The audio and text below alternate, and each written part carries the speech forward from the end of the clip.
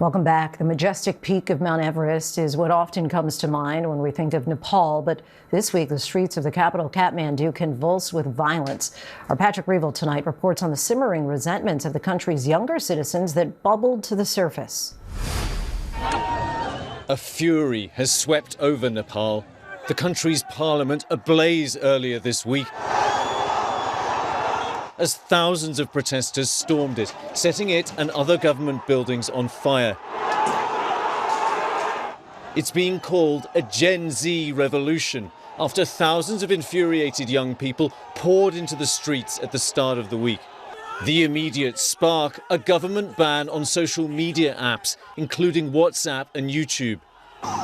But that ignited deeper resentment over entrenched corruption and the luxurious lifestyle of Nepal's ruling elite, all while youth unemployment remains at around 20%.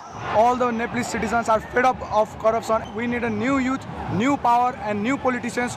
On Monday, security forces opened fire on protesters in the capital, Kathmandu, killing at least 19. So they were just protesting, but like government started violence, they started shooting the children in the school dress. It shouldn't be done.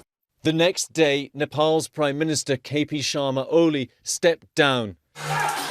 Victorious protesters setting fire to his residence. Since then, Nepal's army has stepped in, its chief calling for talks. Today saw an uneasy calm in the capital, with troops on patrol and a curfew in place. Soldiers here telling a small crowd to disperse. Now protest groups are in talks with the army to appoint an interim leader for the country. Nepal's youth-led protests echo two other recent uprisings in South Asia. In neighbouring Bangladesh, unrest toppling the government last year. And in Sri Lanka in 2022. In both countries, discontent with ruling political dynasties and economic inequality boiling over.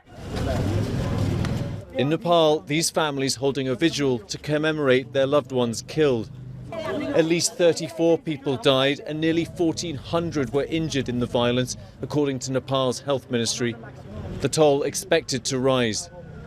Young people here hoping a brighter future now lies ahead. But that's far from certain.